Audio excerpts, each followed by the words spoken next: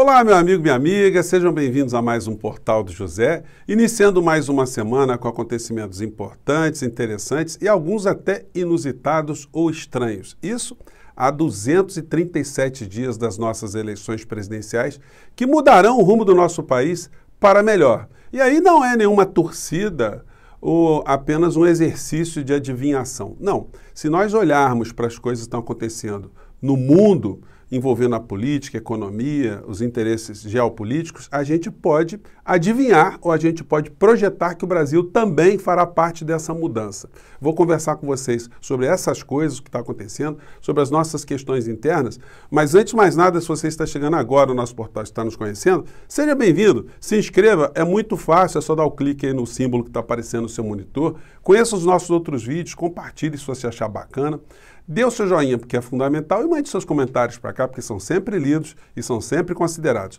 Nós somos agora 496 mil pessoas inscritas, conectadas aqui no nosso portal. Quase 500 mil de cidadãos, de cidadãs que se interessam pelos assuntos políticos. E não subestimem a capacidade que cada um de vocês tem de alterar a nossa realidade. Num simples papo, numa simples conversa, numa pergunta, num esclarecimento, numa informação, você pode abrir a cabeça de uma pessoa para que ela enxergue coisas que os veículos de comunicação não informam, que outras pessoas não informam, que outros canais também não informam. Então, todos nós seremos muito importantes nesse processo de debates aqui das eleições desse ano de 2022. Eu vou trazer aqui todos os candidatos possíveis, né, que aceitarem o nosso convite e a gente vai conversar muito sobre essas questões. Bom, vamos começar então com o nosso papo aqui com as questões internas, começando de dentro para fora.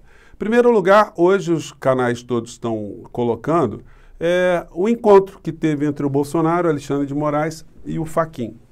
Em rápido encontro, o Bolsonaro não disse se vai à posse de Moraes e Fachin. Hoje, na agenda do Bolsonaro, tinha lá a previsão dele receber o Fachin e o Moraes para o encontro protocolar, porque toda vez que a Corte Superior, as Cortes Superiores, elas mudam, eles fazem um convite ao presidente da República para comparecer à posse. O Bolsonaro não deu nenhuma declaração, nem o Fachin e nem o Alexandre de Moraes. Quem é que perde mais nesse conflito dessas instituições? O Bolsonaro ou o Alexandre de Moraes e o Fachin? O Bolsonaro fez uma série de bravatas, se confrontou ali com o Supremo Tribunal Federal e o Tribunal Superior Eleitoral. Só que o Bolsonaro ele está num cargo transitório e os ministros da Suprema Corte estão em cargos vitalícios. Eles não têm o que perder com os destemperos do presidente da República, com as tentativas de golpe do presidente da República. E ele, como uma pessoa de pouquíssima inteligência, ele parece que nunca se tocou que depois que ele perder a presidência da República, perder a titularidade, a imunidade, que os processos vão cair em peso sobre a sua cabeça. Então, ele tem muito mais a perder do que a ganhar no meio dessa história. Mas como ele não é uma pessoa inteligente, como é que a gente vai exigir dele que tenha um comportamento com alguma sensatez? Ele é que vai pagar o preço desse tipo de comportamento. O Alexandre de Moraes é uma pessoa articulada, o Fachin também, eles sabem dos seus poderes, sabem do que eles podem fazer e sabem das fraquezas também da presidência da República, do Poder Executivo, sobretudo o Bolsonaro, que tem ali um passado, tem um presente e terá também um futuro muito complicado, né? Então, essas são as questões inusitadas para muitas pessoas, estranhas, enfim. Mas o que é que vai acontecer no mundo? Gente, seguindo uma tendência universal, as forças tidas como forças conservadoras, de direita, ultraliberais, extremistas, estão definhando, estão perdendo muito poder, muitos postos políticos em várias nações e poder econômico também. Nesse livro aqui que eu já comentei com vocês, é sempre bom a gente falar de algum livrinho, né? Esse livro aqui chamado Nacional Populismo, a revolta contra a democracia liberal, de Roger Itwell e Matthew Goodwin. São dois pesquisadores britânicos que avaliaram, analisaram como é que foi esse surgimento dessas correntes que se intitulam de direita no mundo. E eles identificam que todo esse discurso de direita, na verdade, camuflou uma diferença ou uma luta de poder entre classes sociais diferentes. Na medida que todos os povos começam a enxergar que seus problemas não são derivados de um modelo econômico que faz a concentração de renda ficar na mão de poucos e a distribuição de pobrezas e dificuldades serem distribuídas para muitos, essas pessoas acabam gastando a sua energia em situações absolutamente inúteis. Ela acha que o problema da dificuldade financeira dela é problema por conta do imigrante, por conta do estrangeiro, por conta das minorias, por conta do refugiado. E aí você tem nessas sociedades grupos que vão cada vez mais ficando extremistas, de uma forma deslocada, né? Isso ajuda o poder que está ganhando cada vez mais. Vejam o que aconteceu conosco aqui no nosso país. Quando eu vim aqui para a internet, as forças identificadas com esse conservadorismo, elas eram majoritárias. As pessoas tinham milhões de seguidores, centenas de milhares de visualizações todos os dias. O que aconteceu com essa gente? Eles foram se esvaziando, perdendo o discurso. Porque o papel deles era atrair a nossa atenção, era distrair a sociedade enquanto dentro do Congresso Nacional e no Ministério da Economia, os roubos contra a nação foram arquitetados e muitos deles já foram confirmados. Veja o que aconteceu com a gente. Nós ficamos aqui alguns anos sem discutir educação, sem discutir economia, sem discutir habitação, projeto de nação. Nós ficamos aqui só como contenção dos insanos, os insanos atacando a ciência, atacando a cultura, atacando a educação, atacando a verdade, atacando as instituições, atacando a história, enfim. E a gente ficou esses anos todos meio que patinando nesse lodaçal da ignorância. Então, por isso que muitas pessoas ficam agoniadas e não aguentam mais a figura do presidente da República e aquilo que ele representa. Porque é o tempo todo a gente fazendo contenção de insanidades e o pior do que isso, né? Pior do que isso é que muitas pessoas que estão do lado da gente foram abduzidas cerebralmente por causa dessa ignorância toda, por causa desse tipo de extremismo funcional que ajudou o Brasil a ficar numa situação tão ruim. E nessas eleições presidenciais, nós temos o dever de suscitar uma série de debates consequentes, a gente discutir que nação que a gente quer quando essa figura for varrida da política brasileira. É uma tendência mundial. Quando houve a derrota de Trump, isso abriu um grande espaço, a gente teve muitas nações que os ultraliberais também foram derrotados.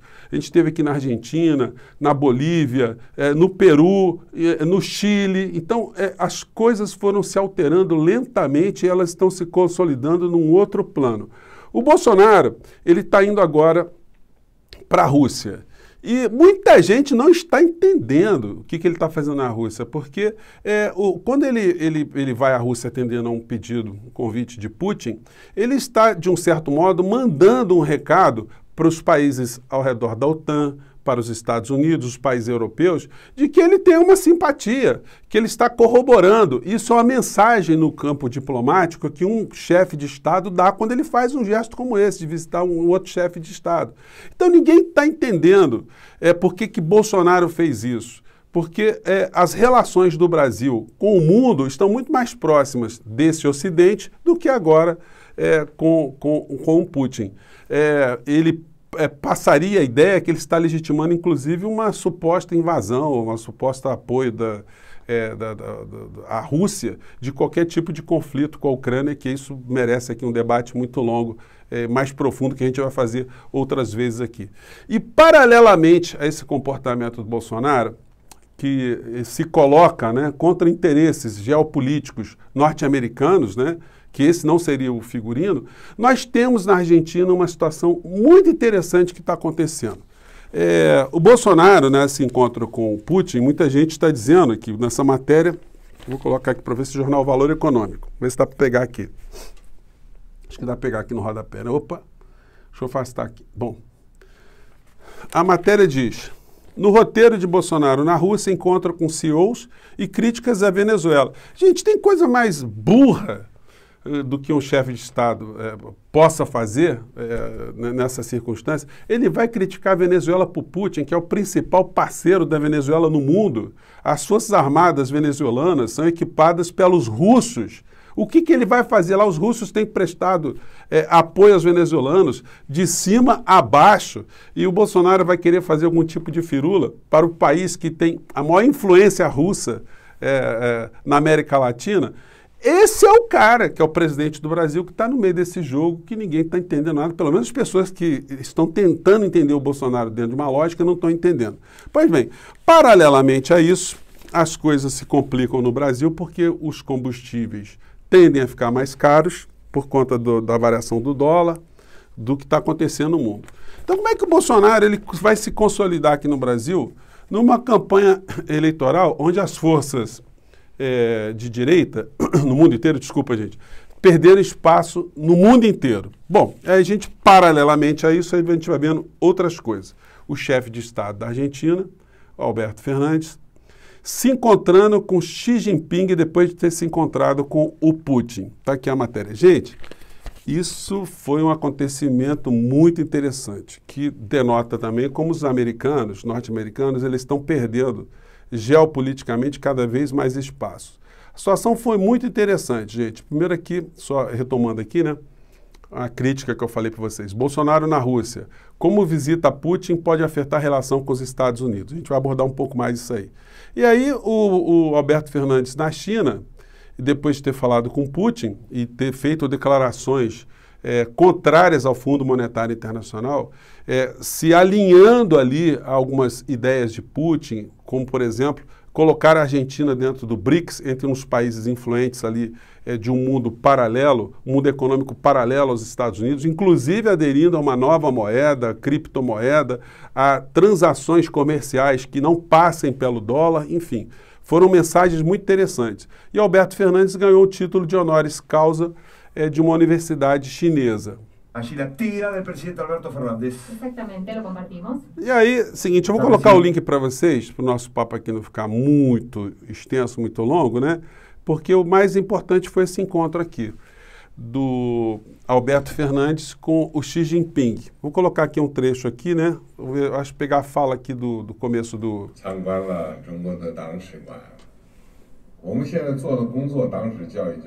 Bom, como eu não sei chinês, aqui está aparecendo o texto aqui em inglês embaixo, né?